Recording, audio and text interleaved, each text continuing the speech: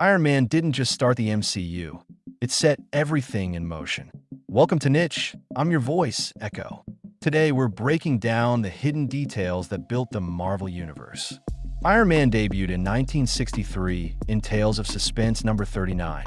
The film updates that origin, but the comic roots are still there. So let's break it down. After a successful weapons demonstration in Afghanistan, Tony Stark is ambushed and kidnapped by a terrorist group known as the Ten Rings. He's critically wounded and taken captive alongside another prisoner, Hoen's son. Ensign saves Tony's life by implanting an electromagnet in his chest, preventing shrapnel from reaching his heart. But Tony knows this is only a temporary fix. He needs a permanent solution.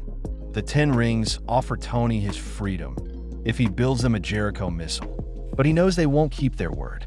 Just like in the comics, he reveals his true plan to En's son, and together, they build something else, a miniature arc reactor to power his first armored suit, the Mark I.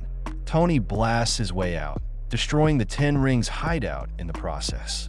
Once he escapes, Tony holds a press conference and shocks the world by announcing that Stark Industries will no longer manufacture weapons. Obadiah Stane isn't happy. Meanwhile, Tony begins refining his suit, building the Mark II, inspired by the sleek design from the Extremis comics, 2007. He uses it to strike back against the Ten Rings.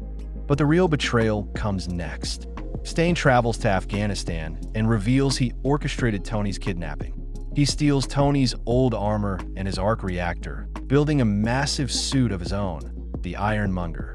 Tony confronts him in a brutal rooftop battle. As they fight, Pepper Potts overloads the massive arc reactor at Stark Industries, creating a surge that disables Stane's suit and sends him crashing into the core.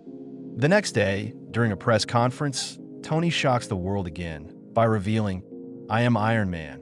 And that's my breakdown of Iron Man 2008, the movie that built the MCU.